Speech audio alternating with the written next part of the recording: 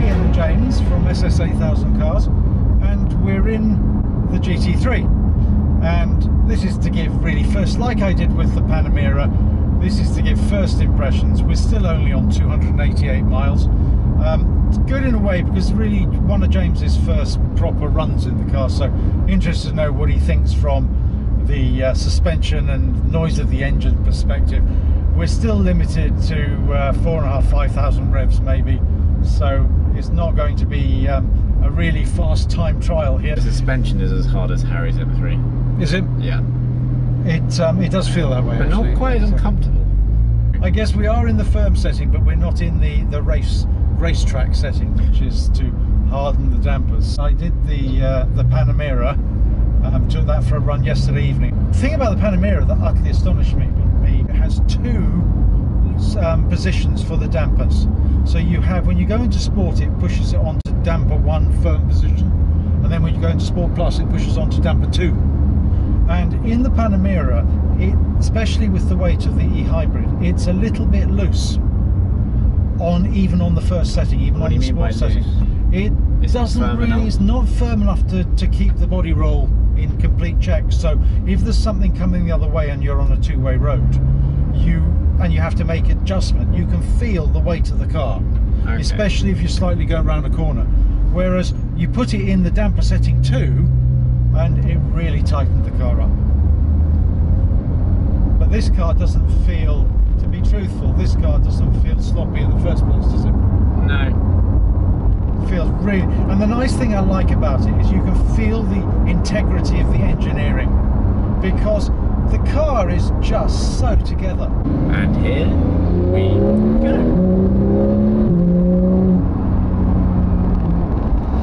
Sounds good. Sounds good. Does sound nice, yeah, it does sound nice. I think the GT4 sounded wonderful as well, actually, having said that, but there's a slightly harder note to this. Just feels like it's... By harder, you mean deeper? Yeah, deeper. Yeah, that's exactly right. Deeper note to it. So how many miles are you going to wait until you push it a bit?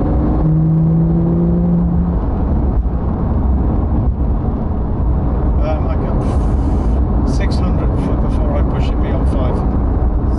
Okay. And 400 and 300 until you push it beyond?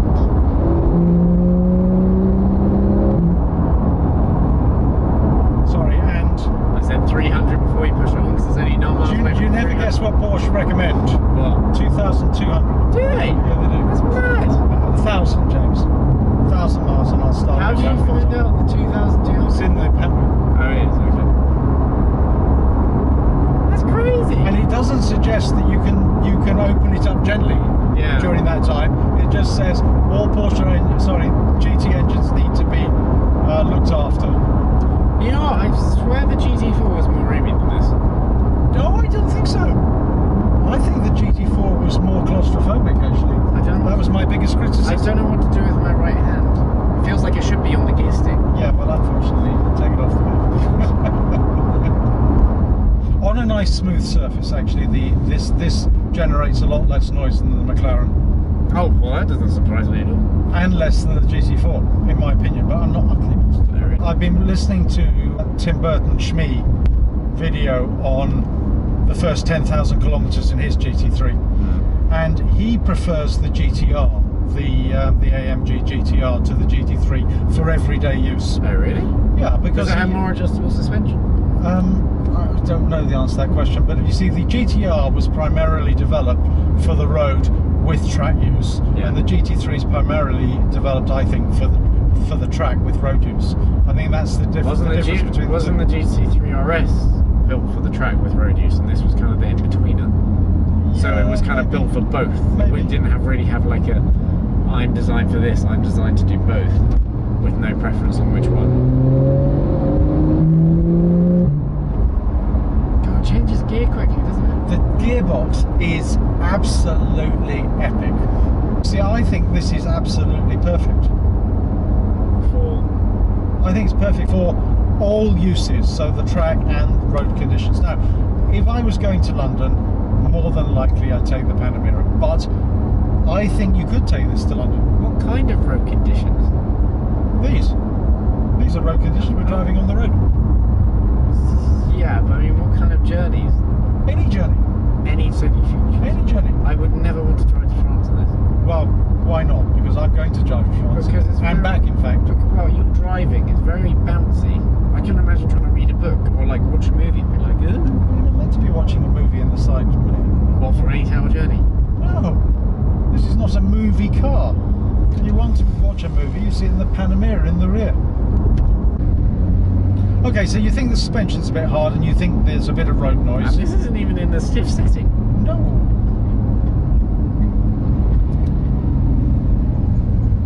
And round we go.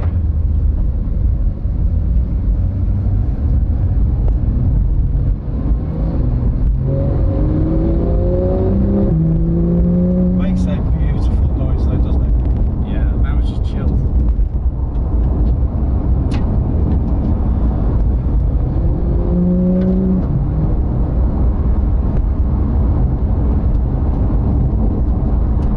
Quite a bumpy road, as you know. Really? Used to get when we had the DB11 down here. It was bouncing all over the place. This is very controlled, very tied down. This is where I drove the Panamera last night in the Sport with the single damper setting on, and it was bouncing around a bit. Oh, really? And then I put it into double damper setting, and it just sort of seemed to float over. The one thing I do like is the seats are very supportive. They are. They're not just supportive around here, but they're also very supportive around your shoulders. Right. And also the headrest is very comfy every time you flip forward and my head hits the back. Hits the back, okay. Gives it a bit of a bounce. The only thing is, it would have been quite nice, I think, on a long journey to be able to have reclined them slightly.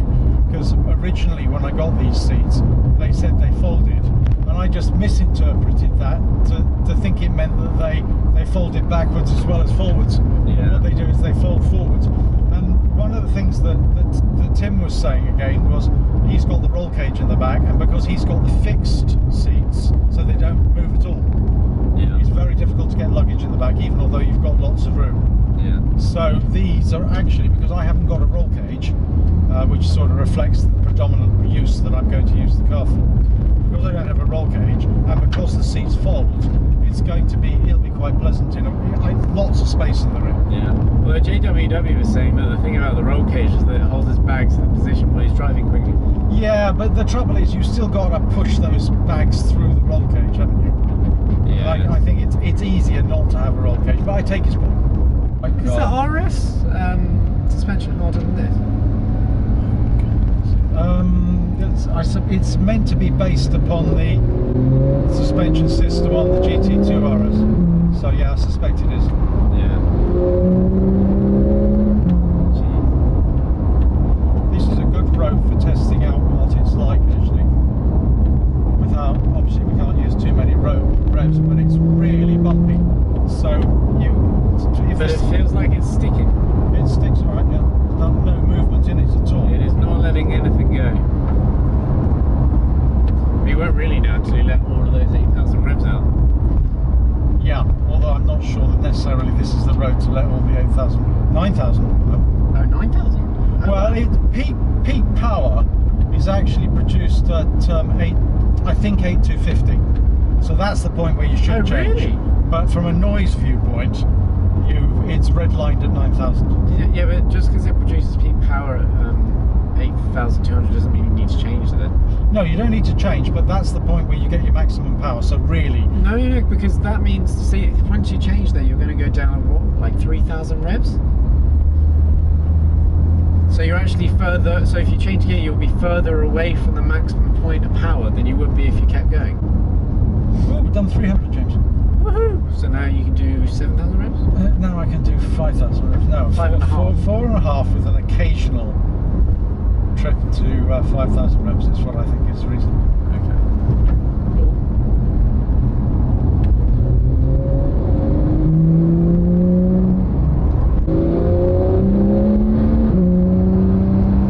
Okay, that was 4 and a bit. Try and behave. I'm just trying to get a feel for what it's like when you're pushing it round lanes which are really not that, they're not that smooth, because there are loads of dips and bumps and holes in it, and the car just seems to ride over them quite well. Yeah. Given it's got such a hard suspension. Yeah. It just kind of feels like the car gets turned the road into, you know, a skateboard top where it's really grippy. It just feels like the car's riding on that constantly, and it's just never. Well, you're not really applying a huge amount of torque yet, but still. I'm just wondering whether or not that could partly be due to the tyres, because of course it has the Michelin Cup Sport 2s, which is the latest. No, they provide them. Yeah. Wow, okay. They did on the GT4. The GT4 had the Michelin Pilot Cup 2s. Yeah. But this is the latest development of that.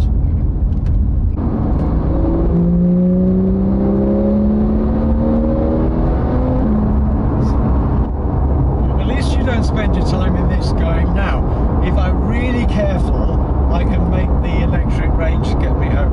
That's true.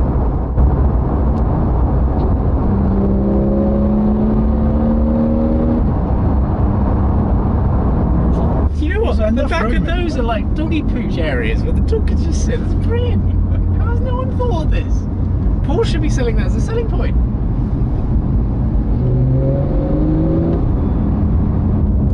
Get them anywhere, this is the car. Or you can take one big dog, so an Irish family. Okay, so to conclude, what do you think of your first impressions of driving quickish? We won't go any further than quickish, because we weren't driving very fast, but quickish on country lanes. What's your first impression? The thing is, you can't really tell from the speed as such, or the engine noise, because obviously you're not able to rev it up so high. Yeah. Which means that it's kind of missing a bit. But the one thing I can pick up straight away is this suspension is very firm in terms of keeping it on the road. It feels like it will hold anything. Yeah. So it's flat. It's staying flat the whole time. Is that what you mean? No, I mean as in wherever the road goes, it goes, and it sticks to where you want it to go. It feels like. So you feel it's not, wherever you point it, it's sticking to that line. Yeah, exactly. Okay. And it feels like it just, you know, like some cars when you're on that bumpy road, it bumps up, and this just, it feels like it's staying there. Yep. And it doesn't want to let go. Well guys, I didn't do this last night in the Panamera, which actually was a mistake, but I just wanted to sum up my experiences there in the GT3. Firm suspension, no question, but completely tied down, even on bumpy country roads. Now Harry was following in the M3. He said they were bouncing around all over the place. There was none of that in this, and I could have gone a lot faster. That's the nice thing about the car. It's going to be a real experience, and greatly exciting to ramp up the revs. Again, we never went above 5,000 there. All right guys, next up, the 675 LT.